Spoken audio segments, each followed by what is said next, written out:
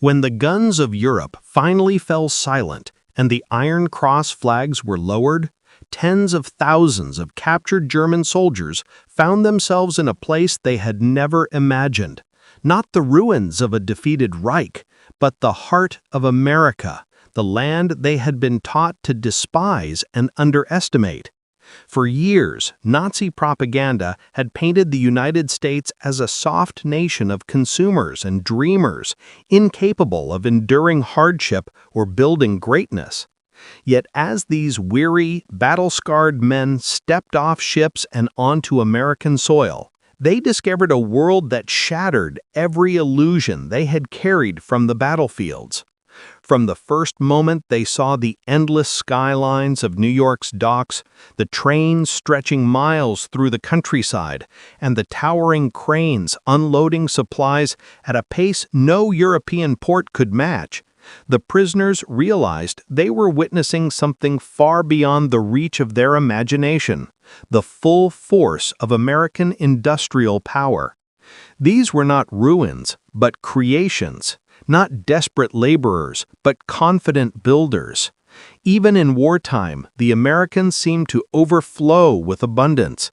The warehouses filled to the roof, the markets alive with food, the machines humming day and night.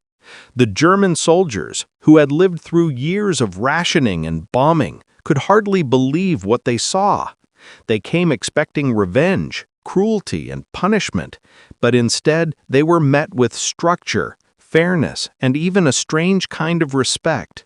Their captors were not the monsters they had been warned about, but ordinary men, farmers, teachers, mechanics, who worked with quiet pride and treated the prisoners not as slaves, but as men. It was within the boundaries of those barbed wire camps that the first seeds of transformation were planted. The Luftwaffe pilot, once the pride of the skies, stood beside American mechanics repairing trucks and tractors, watching in disbelief at the efficiency and scale of it all. The Americans worked with method, precision, and spirit, not out of fear of punishment, but out of belief in their own purpose.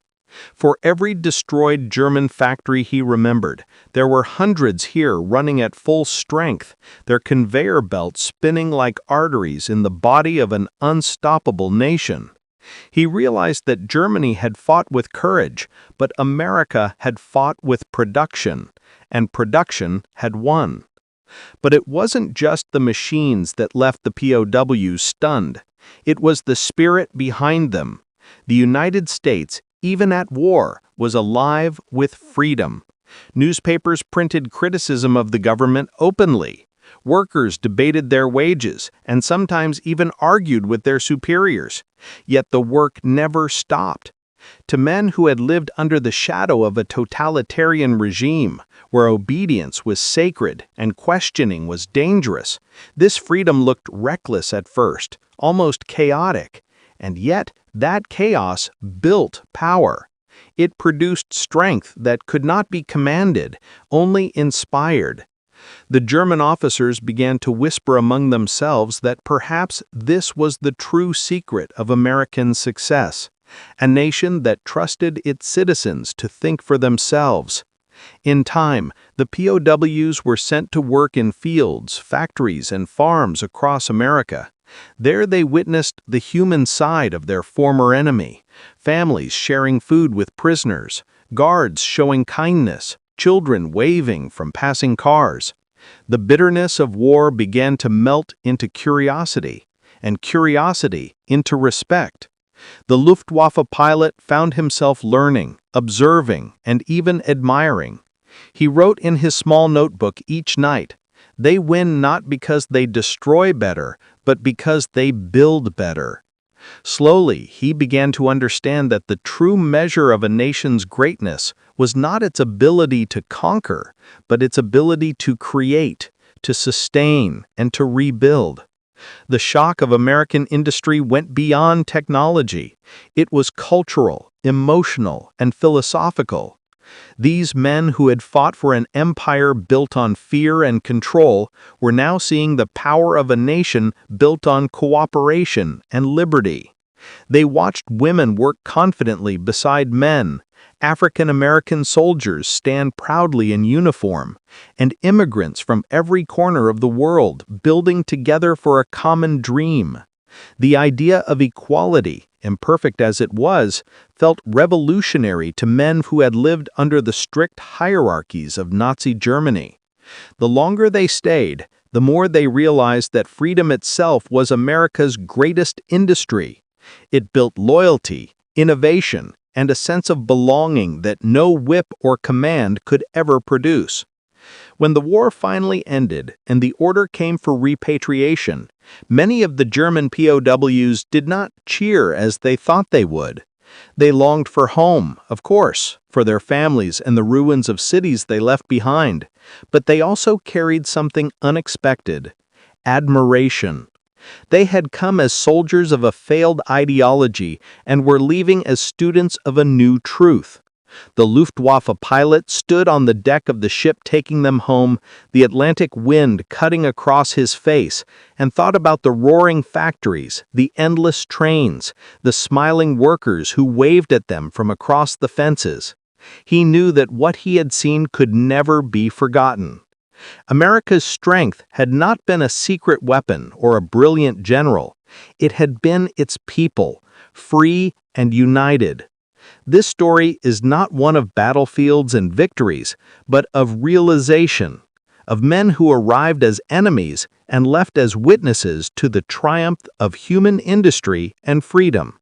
It is the story of pride turned into humility, and of enemies who found respect where they expected hatred. It is the story of how the most powerful lesson of World War II was not taught in a classroom or written in treaties, but learned quietly in the heart of a land that built more than weapons. It built hope. These German prisoners would return to a shattered homeland, carrying the vision of what they had seen, that true power lies not in domination, but in the freedom to create, to question, and to believe.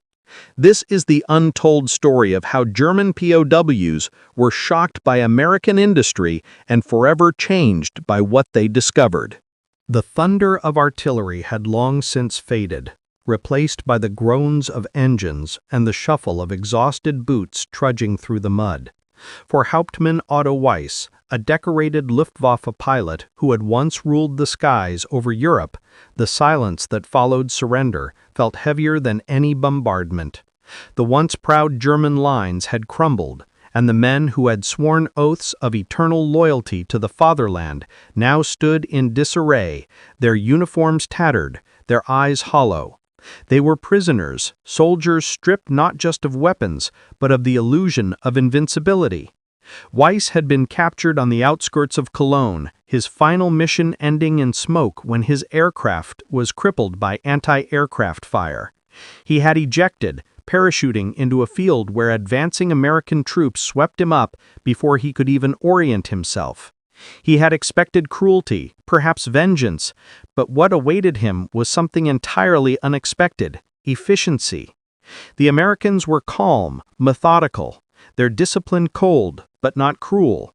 As the convoy of trucks moved westward, Weiss watched from the back of a transport vehicle as the shattered towns of Germany slipped away behind him. He had fought for a vision, a Reich that had promised greatness, but now he was seeing the reality of its downfall: burned cities, displaced families, and soldiers who no longer believed. Yet the most jarring part of captivity was not defeat, it was the order of the victors. Even in the chaos of war, the Americans operated like a well-oiled machine. Their supply lines stretched endlessly, their vehicles gleamed with precision, and their men seemed confident, even casual, as though war were just another job to be done. When the convoy reached the port city where the POWs would be shipped across the Atlantic, Weiss's arrogance began to fracture. The docks were alive with motion, cranes lifting cargo, ships refueling with seamless coordination, soldiers moving with a rhythm that spoke of unmatched organization. There was no shortage, no panic, no confusion. Everything functioned. The Germans, who had been told of the decadence and weakness of the Americans, were now staring at an empire of movement and machinery that dwarfed anything they had known. Weiss tried to hide his awe, but inside his pride twisted. The Atlantic voyage was long and uneasy.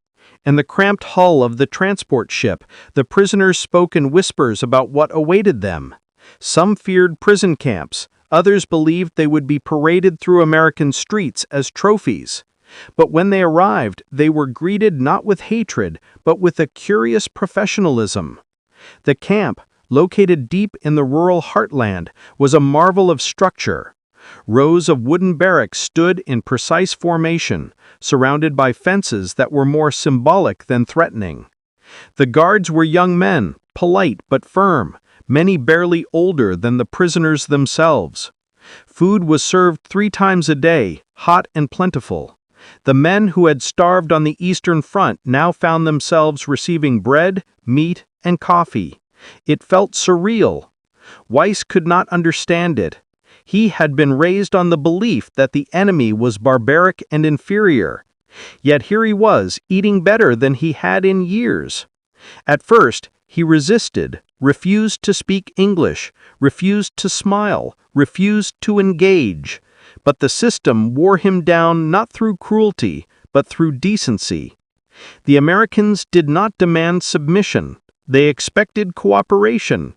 That difference unsettled him more than any weapon. Within weeks, the prisoners fell into a rhythm.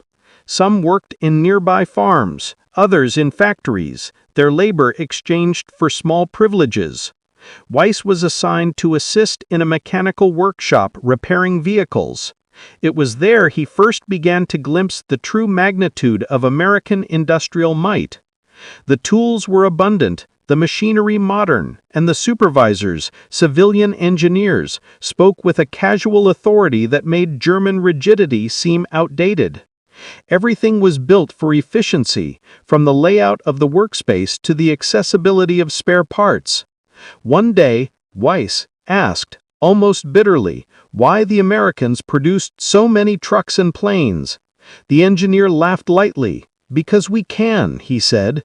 It wasn't arrogance. It was fact. That moment lodged in Weiss's mind like a splinter. In Germany, every resource had been fought for, rationed, and hoarded. Here, abundance seemed endless. When he mentioned it to one of his fellow POWs, a former factory worker from Hamburg, the man nodded grimly. "This is why we lost," he whispered. The words hung in the air, heavy and undeniable. Over time, Weiss began to study the Americans, not just their machines, but their attitude. They joked with one another, complained about the weather, debated politics openly, and yet when orders came, they executed them without question. It was freedom and discipline intertwined, something the rigid German hierarchy could never have produced. Late at night, as he sat by the barracks window watching the searchlight sweep the perimeter, Weiss found himself thinking not of escape, but of understanding. He wanted to know how these men had built a world that functioned even amid chaos. He wondered if the war, for all its bloodshed, had simply been a clash of ideas, control versus creativity, fear versus freedom. Weeks turned into months, and the bitterness began to fade. There were still moments of anger, flashes of humiliation, but beneath it all grew an unfamiliar respect. One evening, while helping load crates onto a truck, Weiss noticed the label, Detroit. He turned it over in his hands, reading the stamp of a factory he'd only heard of in propaganda. The idea that a single city could produce more engines than all of Germany seemed absurd, until he saw it. The camp trucks were all identical, their engines roaring with flawless synchronization. Each part fit perfectly, each bolt standardized. The precision was not born of fear, but of innovation. That night, Weiss lay awake, staring at the ceiling. For the first time, he admitted to himself that perhaps the war had been lost long before the first bomb fell, lost in the factories, the foundries, the spirit of invention that powered nations. Captured pride, he realized, was not just the fall of soldiers, but the awakening of men. He was no longer simply a prisoner of war.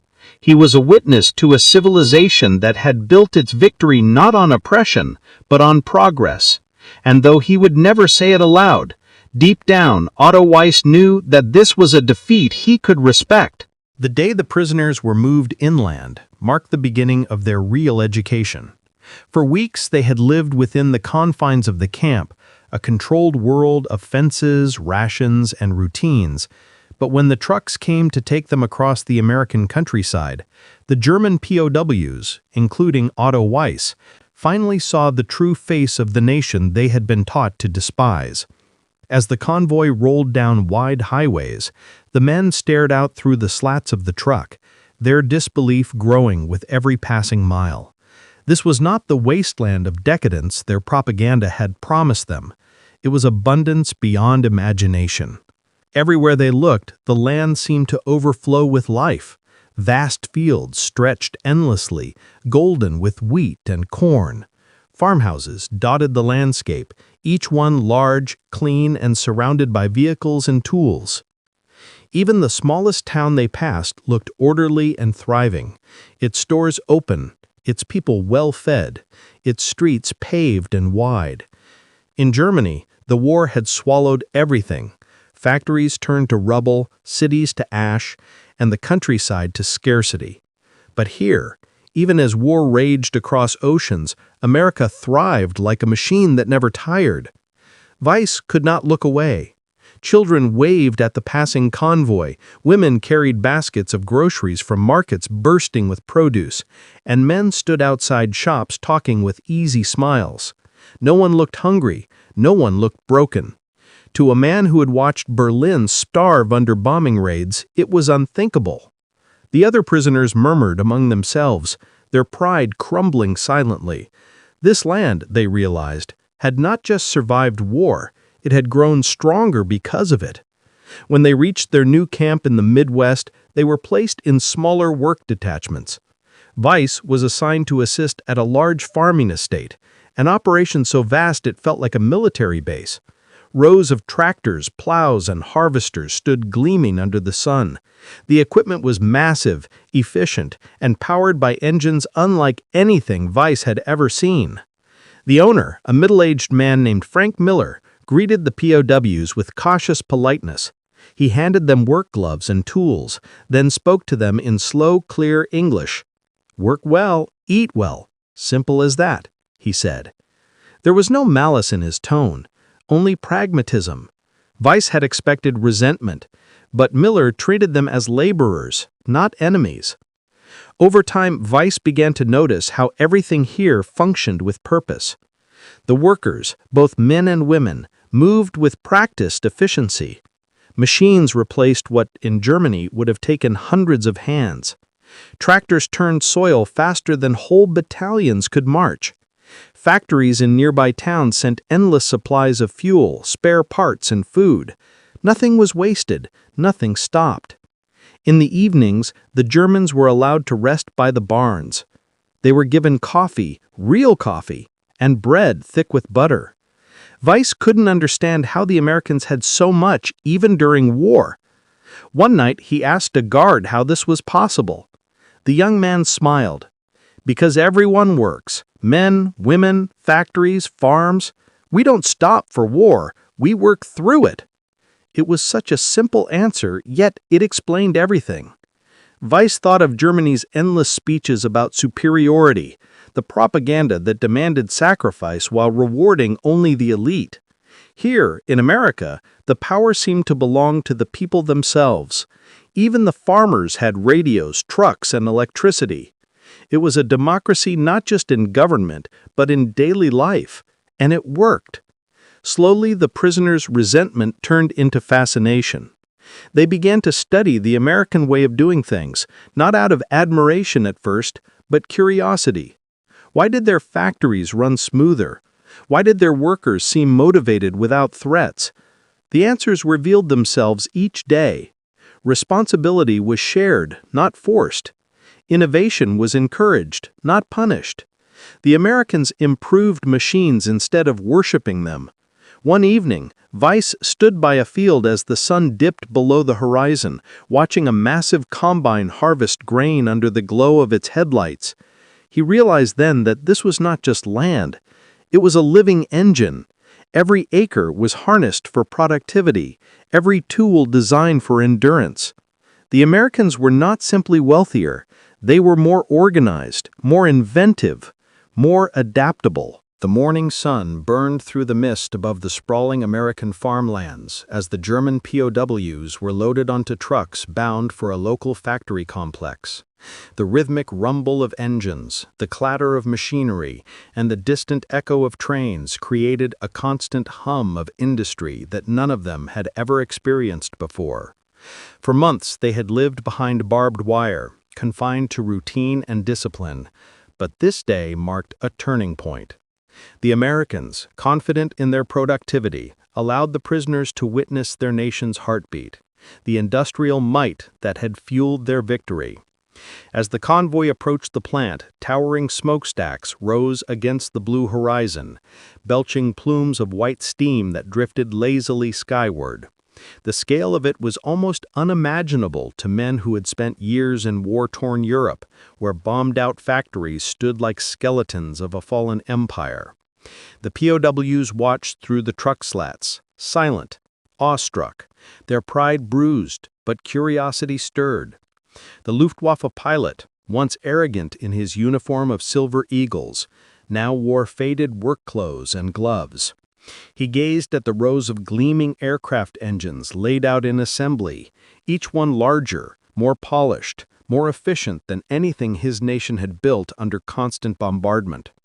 He remembered the long nights in Germany, when engineers worked by candlelight, scavenging metal, praying the Allies wouldn't strike their facilities again. Here, everything seemed limitless: resources, manpower, machinery. The prisoners were assigned to assist in small tasks, cleaning tools, moving crates, tightening bolts, but it was enough for them to study how the Americans operated. The efficiency was staggering. Workers communicated with simple hand signals, machines ran in precise synchronization, and foremen walked the floors with clipboards, noting every detail without shouting. The factory wasn't driven by fear, but by pride, a collective sense of purpose that seemed to flow from every worker. The German pilot felt a pang of realization. This was how the Allies had outproduced them, not through genius alone, but through unity. He saw women working alongside men, their hair tied back with scarves, faces streaked with sweat and grease, yet smiling, laughing, determined. Back home, women had worked under duress, their labor seen as desperation. Here, it was honor. Day after day, the POWs labored within that machine of progress, their thoughts shifting from resentment to admiration. Even the rations they received reflected abundance, hearty meals of bread, meat, and fresh vegetables that contrasted sharply with the thin soups of Germany. The Luftwaffe pilot kept notes in secret, scribbling observations about assembly lines, logistics, and quality control. He wasn't planning sabotage, he was learning. When the war had begun, he had believed Germany's industry unmatched. Now, standing in the hum of American power, he understood why their nation had fallen behind. The Americans didn't worship their machines, they worked with them, treated them as partners. One afternoon, while tightening bolts on a tractor engine, the pilot's hands brushed against an American worker's, a middle-aged man with kind eyes who simply nodded in silent respect. That moment of wordless acknowledgement carried more weight than any propaganda ever could.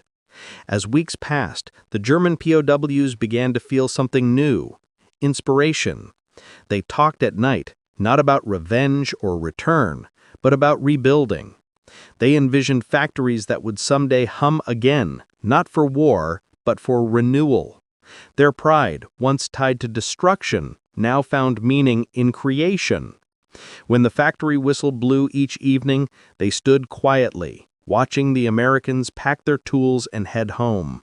Fathers, brothers, and sons who built, not conquered. The German pilot realized that victory wasn't forged on the battlefield alone, but in the endless rhythm of progress, in the hands of those who shaped steel into purpose.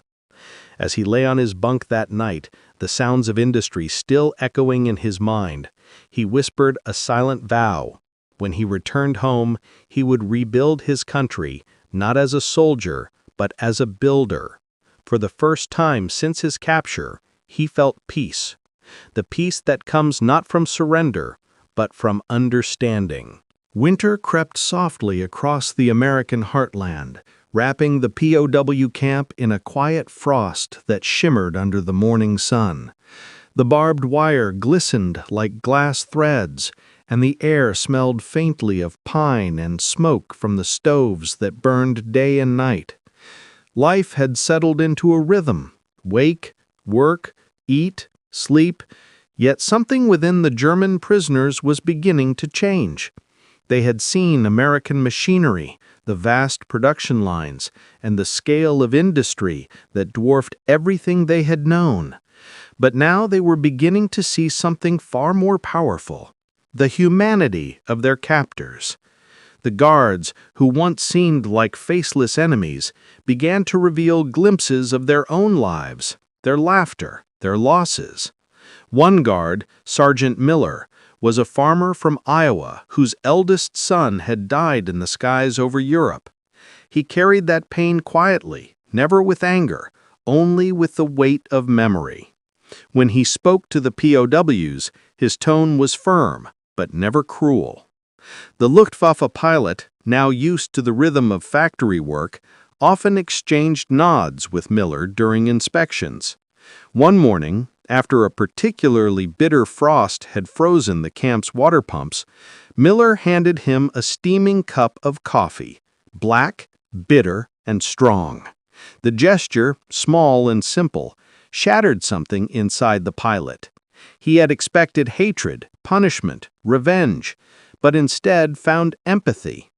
For the first time, he felt ashamed of the caricatures painted by Nazi propaganda, the belief that Americans were weak, decadent, or soulless. These were men who worked hard, who mourned their dead, who loved their country without cruelty. As weeks passed, the barrier between prisoner and guard softened. POWs were sometimes allowed to work on nearby farms, repair fences, or help with harvests under supervision. It was during one of those days that the pilot met the farmer's daughter, a young woman named Anna, whose eyes carried both suspicion and kindness.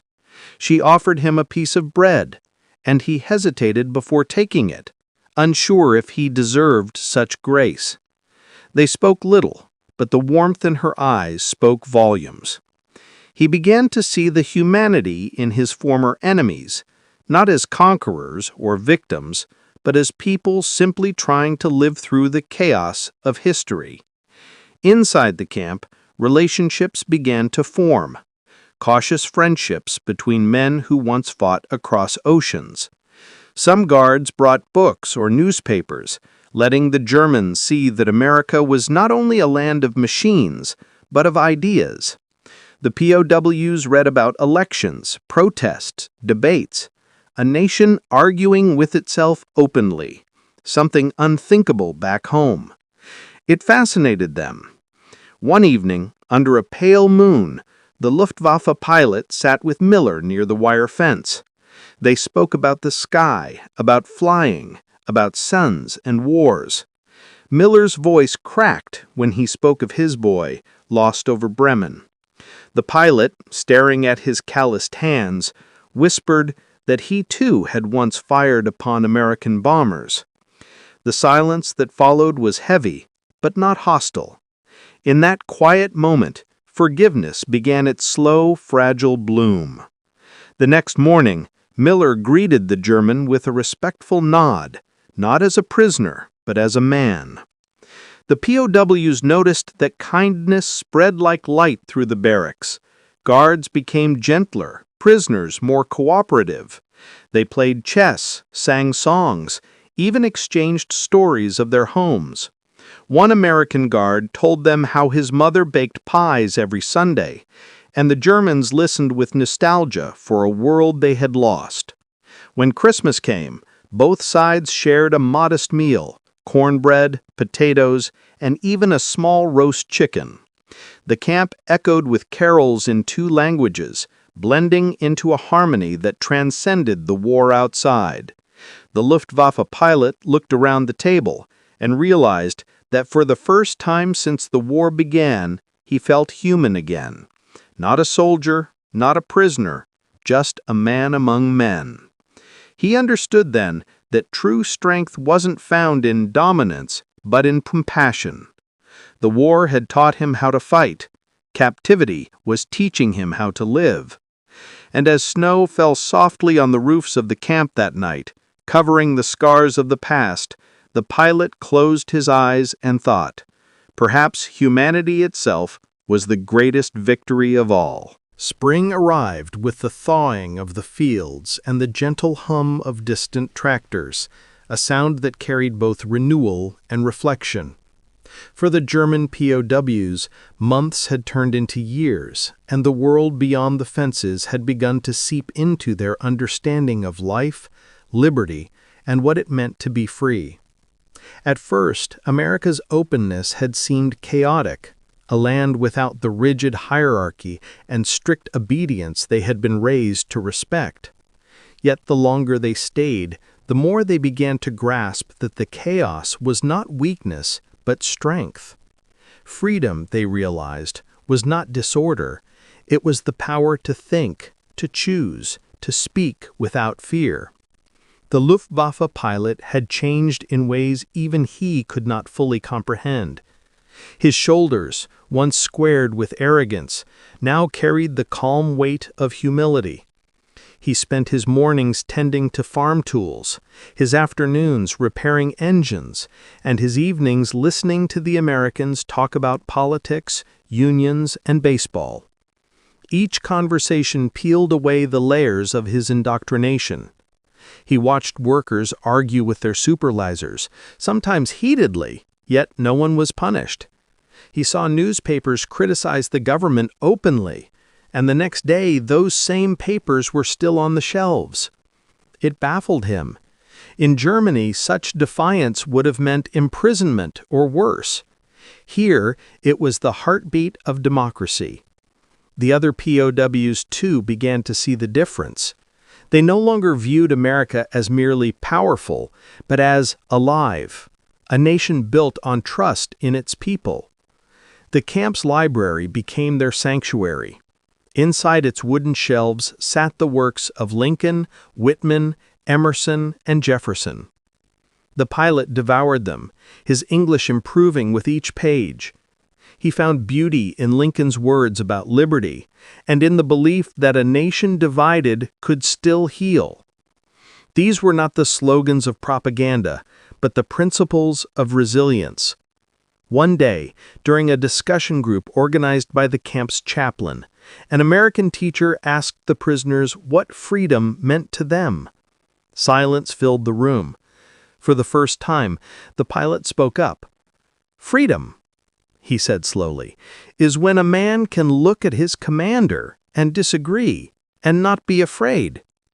The room fell quiet, and the teacher smiled. "Then you already understand more than most." That moment stayed with him. From that day, he began encouraging his fellow prisoners to think of their future, not as defeated soldiers, but as men who could rebuild something better. The POW camp had become a strange kind of university. Lessons came not from textbooks, but from observation, from conversations at the fences, from the realization that liberty was not given, it was practiced. The Luftwaffe pilot began to see that America's true weapon was not its factories or bombers, but its faith in individual will. He understood now why its people worked so hard, because they were working for themselves, for their families, for a dream that belonged to everyone. As the seasons changed again and rumors of Germany's defeat spread, the mood in the camp turned heavy. Many felt shame, others despair. Yet amid the sorrow, there was also hope, a quiet determination that maybe, when they returned home, they could bring a piece of what they had learned.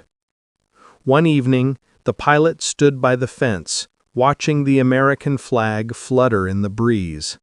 He no longer saw it as a symbol of conquest, but of endurance.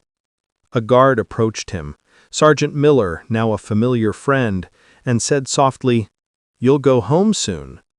The pilot nodded. "And what will you take with you?" Miller asked. The German paused, eyes on the sunset. He said, "The idea that a man can be strong and kind, and that freedom makes both possible." The guard smiled, clapped his shoulder, and walked away. That night, as stars blanketed the sky, the camp was silent except for the wind whispering through the pines. The pilot lay awake, thinking about the Germany he once knew and the one he hoped to build. He no longer dreamed of victory in battle. He dreamed of cities rebuilt, of factories humming not for war, but for creation. And deep within his heart, he carried a truth that no prison could contain. Freedom, once understood, could never be forgotten. The war was over, and with it, the thunder of guns that had echoed across continents finally faded into silence. The day the German POWs learned they would be sent home, the camp seemed to breathe a collective sigh. The fences that had once felt like cages now stood merely as lines between past and future. The Luftwaffe pilot, no longer young and no longer the man who had arrived full of pride and defiance, packed his few belongings into a worn duffel bag, a small notebook of observations, a copy of Lincoln's speeches, and a photo of the American camp crew taken during their final workday. As the trucks rumbled toward the harbor, the men gazed out at the vast American landscape one last time. The endless fields, the towns bustling with life, the factories that had never stopped working. What had once filled them with envy and disbelief now inspired respect. They were not leaving defeated, they were leaving transformed. The ship that carried them across the Atlantic cut through the waves like a slow promise. For days the sea stretched endless, the sky mirrored in its reflection, and the wind carried with it the memory of all they had seen. The pilot spent his hours on deck, staring at the horizon, replaying the months of captivity in his mind. He thought of Sergeant Miller, of Anna the farmer's daughter, of the laughter that had echoed across the campyard despite the barbed wire. He thought of how freedom had revealed itself not in grand speeches, but in small moments. A cup of coffee shared, a song sung without fear, a disagreement without punishment. When they reached Europe, the world that awaited them was gray and broken. Germany lay in ruins, cities hollowed out by bombs, streets littered with the remnants of war, faces pale with hunger. The smell of smoke still lingered, even months after surrender. Families embraced at train stations, tears flowing not from joy alone, but from exhaustion. The pilot walked through his hometown and barely recognized it. The factory where his father had worked was a shell. The school where he'd once studied had been turned into a shelter. Yet, amid the devastation, he saw something else: life trying to return. Children playing in rubble, women planting flowers in cracked windowsills, men clearing debris with bare hands in quiet resolve. He felt a surge of purpose. The lessons he had learned in captivity now burned within him. He gathered a few surviving workers and began to rebuild, using everything he had observed in America. He organized shifts, repaired machines, encouraged open discussion. When someone proposed a better idea, he listened. When workers disagreed, he let them argue. He taught them what he had seen, that strength was born from cooperation, not control. The first time the new factory lights flickered on, a cheer went up through the crowd. It was small, fragile, but real, a spark of hope. Years passed, and Germany began to rise again, not through conquest, but through creation. The pilot, now a factory manager, often sat by his window at night, hearing the hum of machines outside, just like the ones he had once heard in captivity. He smiled at the irony. He had learned to rebuild from those he once called enemies. One evening, he received a letter from America, from Miller. It contained a photograph of the Iowa farm and a short note. "Freedom is a seed. Plant it well." The pilot held the letter to his heart and looked out at the new Germany growing beyond his window. He realized that the war had not truly ended with surrender, but with understanding. True victory was not about flags or borders, it was about learning how to live after the destruction. He stood, walked to the factory floor, and watched the workers, men and women, laughing, tired, free, and in their faces he saw the promise of the future. The same hands that once built weapons now built hope. And as the sun rose over the horizon, gilding the smokestacks in gold, he whispered softly, "Now we begin again."